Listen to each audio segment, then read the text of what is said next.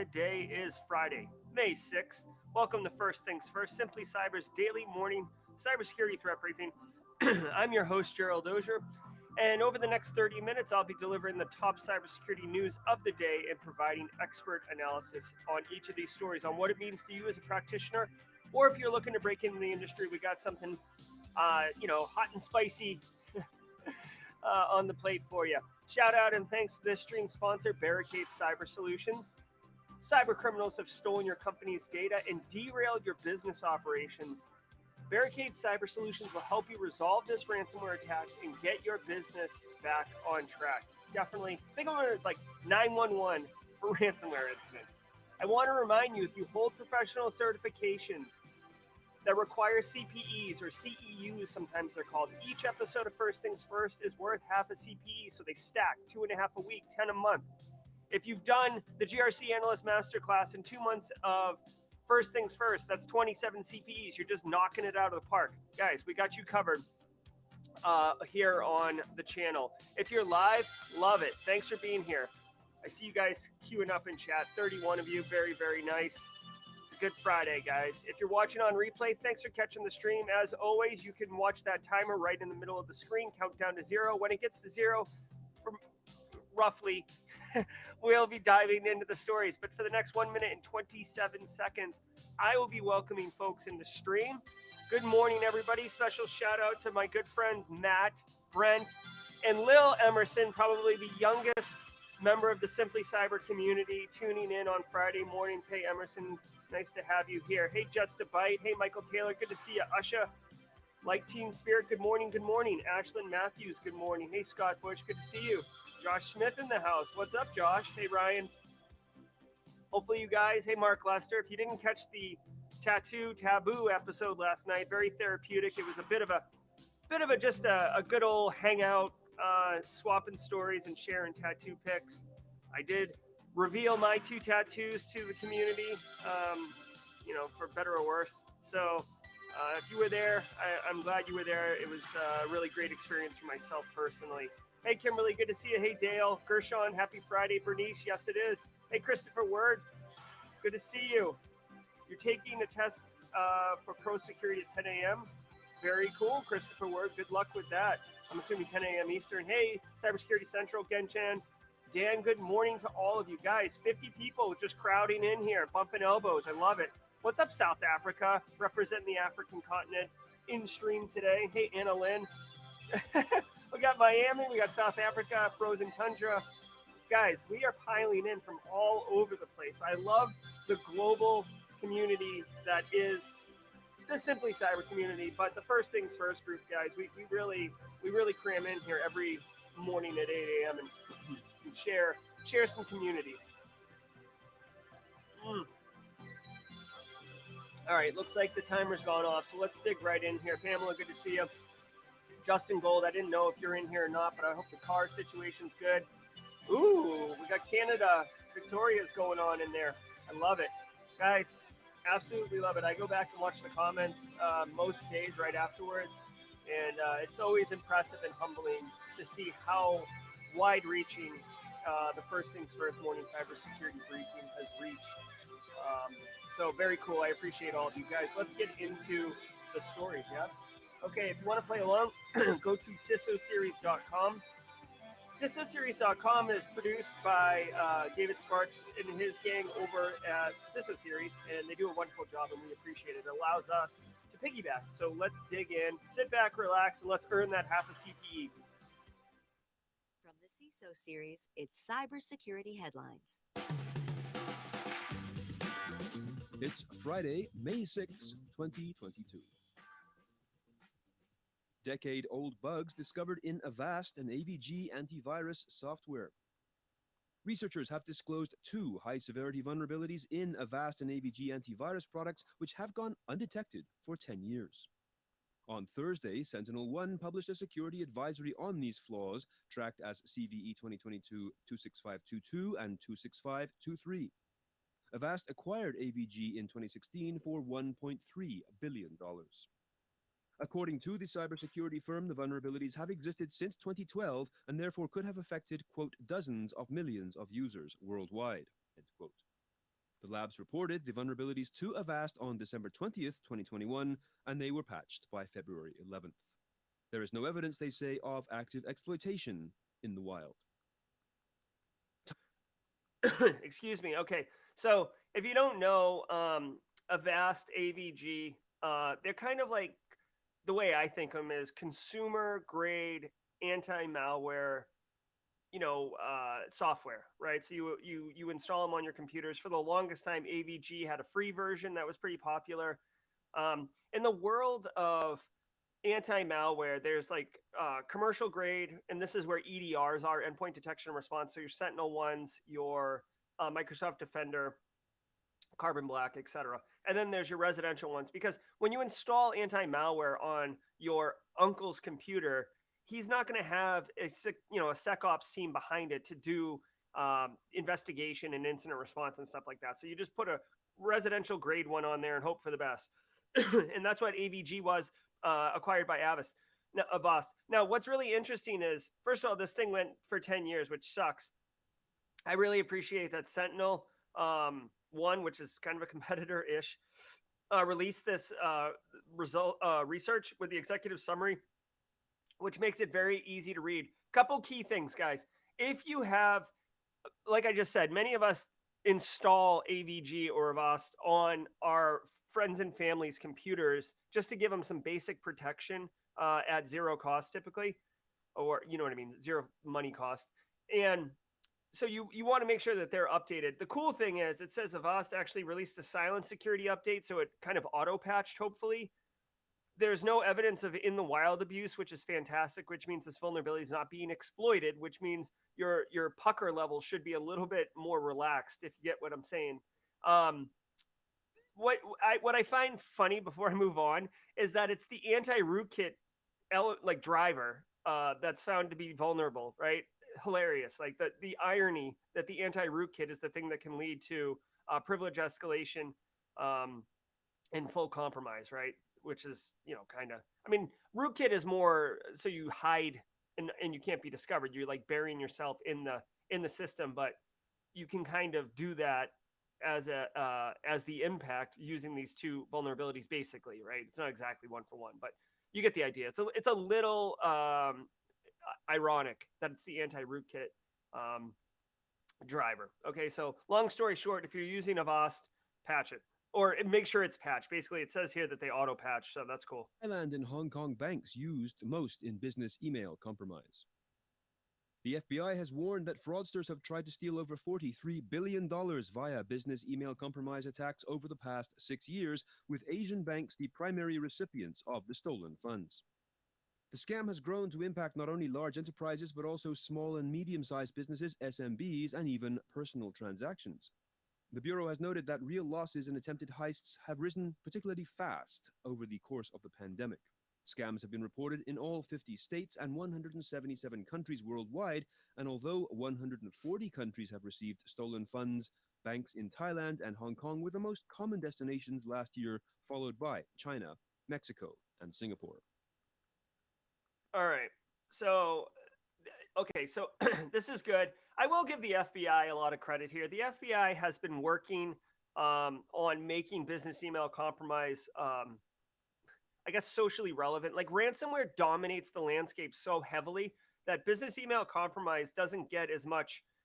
It's like business email compromise is like one of the Jacksons, but not Michael Jackson. Like ransomware is Michael Jackson, and business email compromise is like Tito. Like, yeah, you're in the Jackson 5, but you're not getting the spotlight. You feel me? So the FBI is doing a good job of trying to bring light to this, because this is a wicked effective and devastating cyber attack, for lack of a better term. It costs businesses lots of money. So that's the first thing you should be aware of. Business email compromise is Tito Jackson. Second thing you should know, the way that these things perpetrate, they typically try to change account numbers. The threat actors will try to convince someone, hey, we got to send this money out right away, like a business deal is about to go down. You should have good processes in place at your organization that are fully supported by management. So when the financial analyst who is like, basically going to tell the CEO no, we're not going to send this money out, despite the fact that you're threatening my job, that they have that peace of mind to know that the process is the process and the real CEO has agreed to this process at some point. So you need to do the groundwork ahead of time to help thwart being victimized by business email compromise. But you should also educate your financial analysts. And guys, this is a great opportunity to educate the finance and accounting teams, the CFO, that, I mean, you can send it to any bank account, but obviously the FBI is pointing out right here that a lot of times the destination bank account is in Thailand or in other, I guess, Asian countries, basically. So what is this? Hold on one second. I'm sorry. I got distracted by, damn it.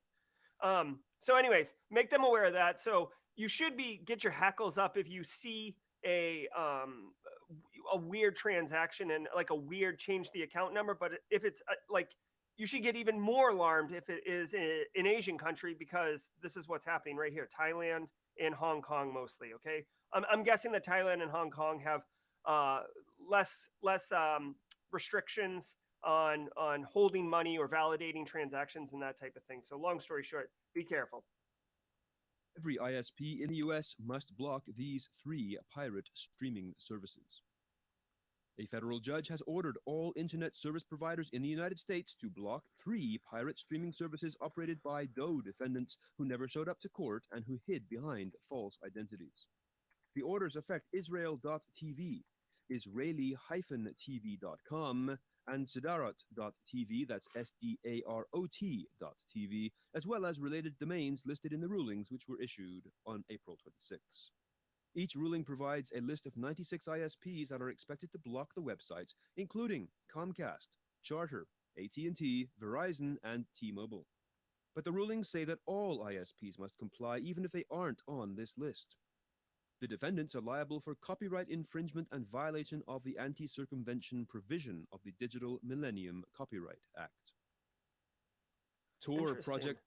Okay, so this is really interesting. And also, hey guys, as a production note really quickly, I have moved my microphone off camera. It's just right here. I mean, you can even see it a little bit if I change the camera angle. I don't like the camera in my face, right? It's really bothersome. But if you can't hear me well, then that's a problem, more of a problem than the mic being off camera. So let me know if the audio isn't good. I'm trying to dial this thing in, and I don't want to buy a new microphone because this thing was wicked expensive, and I don't want to buy a new microphone. So help me dial this in. Okay, so now let's look at this story here. Every ISP in the US must block these 3 pirate streaming services. You know what's really interesting? Yeah, I get a federal judge ordered all ISPs. I'm curious, a couple things. One, we've had pirating services forever, and I'm not aware of any time we've ever required everybody in the United States, ISP is, to block that.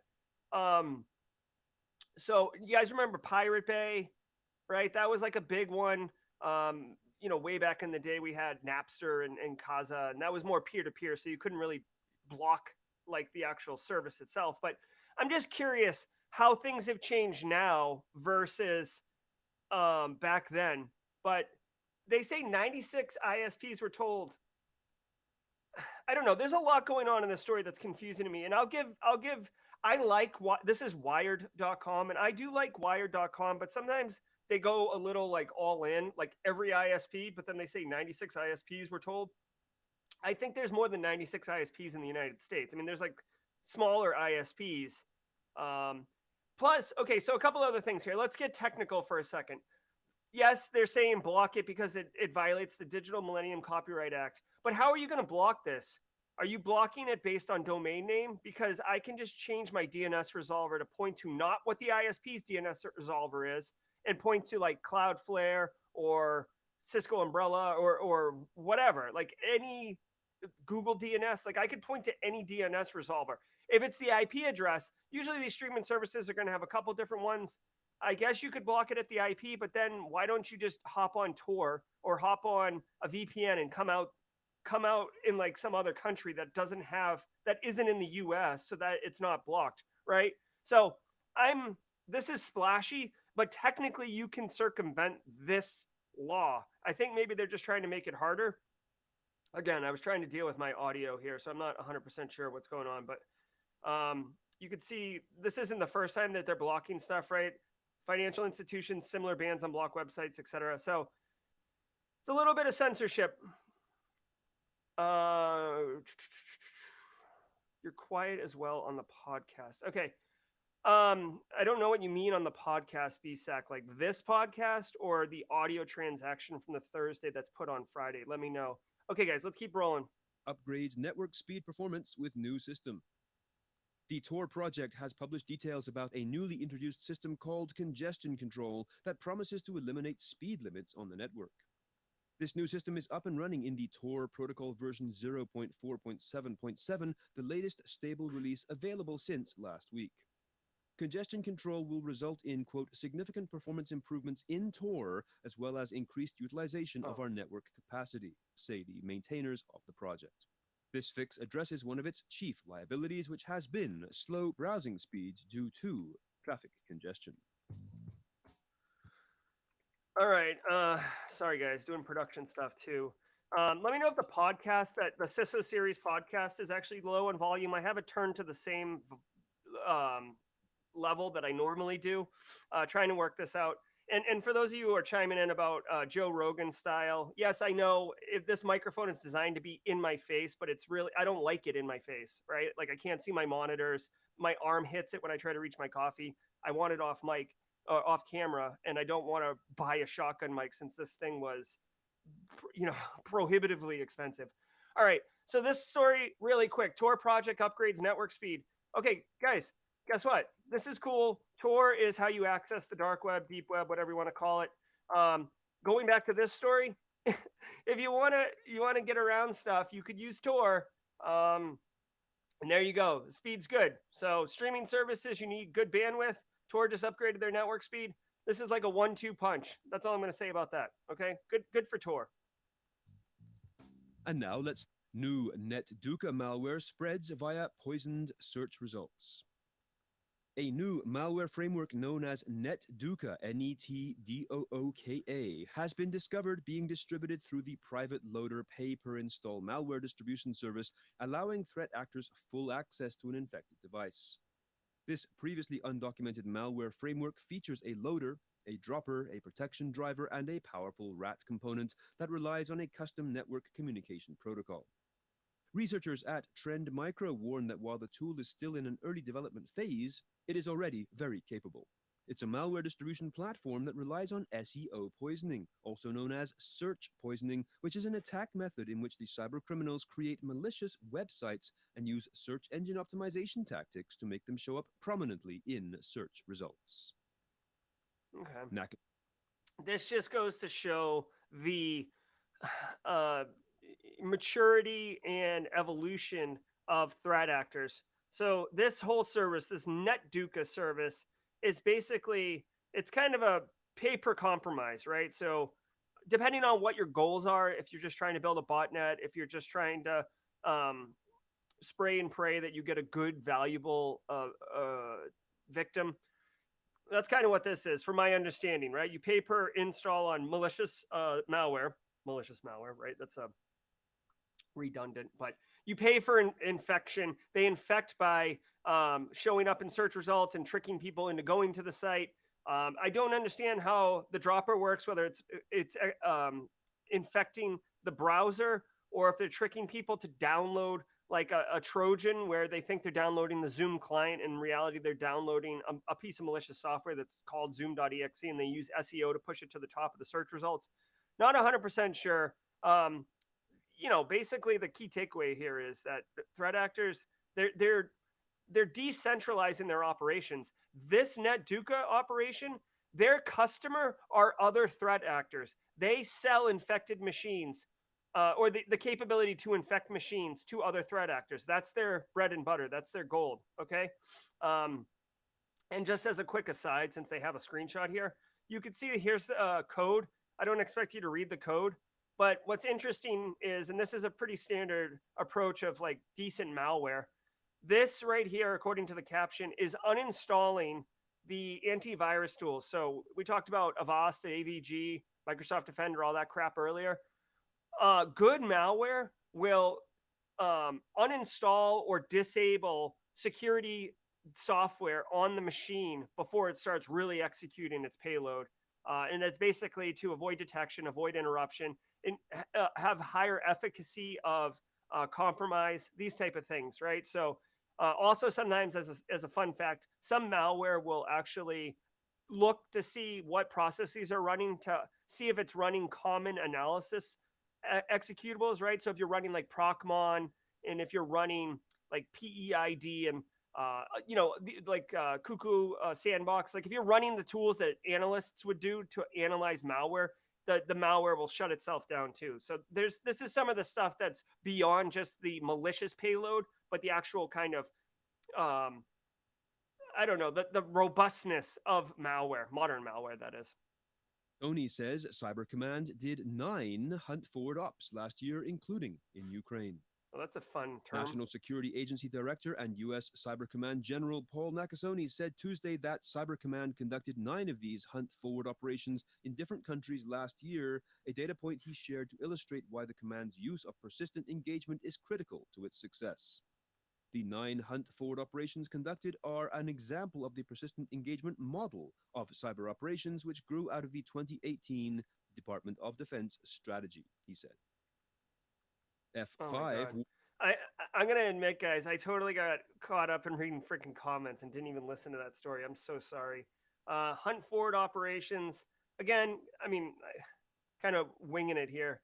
Cyber Command, which is, a fully supported function of the United States government. I believe it reports under NSA, so it's quasi DoD, but it's federal government, meaning not in the DoD, but above DoD. I wish I knew what hunt forward was. I missed, again, it's a really cool term. It's a consistent engagement of cyber operations. God, all right, guys. I'll admit I totally whiffed on understanding what the story was. I'll have to go back. Very, very sorry. Fuck. All right. Of critical bug allowing remote code execution in big IP systems. Application service provider F5 is warning of a critical vulnerability that allows unauthenticated hackers with network access to execute arbitrary commands on its BIG IP systems. The F5 Big IP is a combination of software and hardware that is designed around access control, application availability, and security solutions. The vulnerability is tracked as CVE 2022-1388 with a severity rating of 9.8. According to F5, the flaw resides in the representational state transfer, or REST, interface for the iControl framework, which is used to communicate between the F5 devices and users. Biden orders... All right. Long story. This one is pretty straightforward, guys. If you're running F5 network security appliances and you're running any of these versions, and I think this is all related to the big IP, you need to go fix this. A 9.8 out of 10 is really serious vulnerability, like very critical, right? So this is straightforward, right? Like get with your IT staff, or if you are the IT staff, and you have this F5, you should prioritize, especially if it's internet facing, right? If someone can touch this from the internet, you may have already experienced compromise. I didn't catch if it said it's being exploited. The word exploit isn't in the story, so maybe not. CISA issued an alert for this particular one, which is not good. Yeah, so make this a priority. You definitely want to get this patched ASAP. New quantum push to ensure encryption isn't cracked by rivals. U.S. President Joe Biden issued 2 directives on Wednesday aimed at ensuring the nation and like-minded friends remain ahead of other countries in the field of quantum computing, especially as applied to cryptography. The first directive creates a National Quantum Initiative Advisory Committee comprising up to 26 experts from industry, academia, and federal laboratories, all appointed by the president and under the authority of the White House. The second directive is a memorandum designed to promote U.S. leadership in quantum computing while mitigating risks to cryptographic systems. While acknowledging the positive developments that quantum computing can bring, his statement also issued a stark warning, quote, Research shows that at some point in the not too distant future, when quantum computers reach a sufficient size and level of sophistication, they will be capable of breaking much of cryptography that currently secures our digital communications on the internet. End quote. Yeah. So, guys, quantum computing, gosh, I know the United States has been working on it a bit, right? We had the National Quantum Initiative Act in 2018, which provided money into researching. So we're not not doing anything, but I do feel we're a bit behind the curve. I talked to Dr. Jace Cunningham, who is very savvy on quantum, and he said that the problem isn't the quantum part; it's actually the cooling part. That's the big impediment. Is these computers get so hot that there isn't a practical way of cooling them down yet. And once that problem solved, which is funny because that's more of a physical limitation than it is about math or crypto or anything like that. But once that gets solved, things will be moving quite quickly. This definitely is one of the areas of future tech and stuff like that. And agree 100% that once this thing comes out and becomes mainstream, breaking cryptography that is current, right, like AES 256, may be quite easy and quite possible. One thing to note, I mean, again, this is nation state level stuff, but one thing to note is, yes, let's pretend today we have quantum computers and we can break AES. So now we can't use AES going forward. That does not change the fact that any encrypted traffic that has been intercepted and stored today can be broken. Again, let me say that in a different way. All the communication, let's just say that our adversaries or anybody, friend or foe, is just siphoning up encrypted communication, right? Yeah, they can't read it because it's encrypted with AES 256. No big deal. We're good. Well, once quantum gets back or gets to where it needs to be, you can turn around and look at that huge data set of encrypted data and break it, right? Maybe it doesn't have immediate value because it's it's from 2019 and it says go buy milk. Well, that's kind of temporal and doesn't matter anymore. But what if it is from 2019 and it's more about strategic initiatives and mindsets and potential things that can be extorted or, communications that you don't want coming out because of embarrassment or public trust and stuff like that. So yeah, this is going to be a big thing when it finally becomes mainstream. Okay.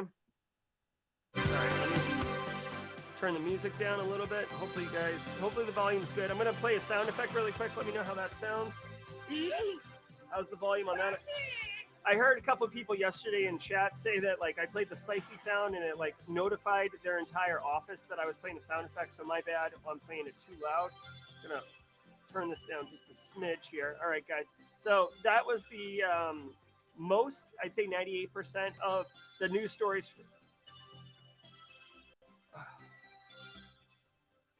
All right. So that's the news stories for today, guys. Missed one of them because of chat. There's a lot going on the production side. Yeah. All right. So if you guys want, later today at 3:30, I'll be working on ThreatGen, doing a deep dive. We take one news story a week and we go a little bit deeper from a technical and impact perspective. It's me and Clint Bodungeon. This is at 3:30. I believe today, do you guys remember that distributed denial of service, IT Army for Ukraine, pushing the Docker images and making centralized management and kind of a 21st century version of the low orbit ion cannon, or maybe a 2020s version of that low orbit ion cannon? I believe that's what we're going to dig into. So if you're interested in the technical details of how that was accomplished and what the impact could be of that and how it could be leveraged in other capacities, please join us then. Obviously, on Fridays at 4 p.m. on Simply Cyber, we are doing our What's on Your Radar. Today we'll be joined by Eric Taylor, which is a normal guest, myself, and Mike Jones of Haunted Hacker will be joining us, and we'll just be going through one topic each that's been on our radar that we dug into this week. So hopefully you can join us, guys. Again, my bad on being a little slippery on missing one of the stories and my audio being jacked up. I'm getting messaged by multiple people and reading chat, and it's very distracting. So I hope you guys do good. I hope everything's well. We will see you later today at 3:30. Be good, everybody. Thank you.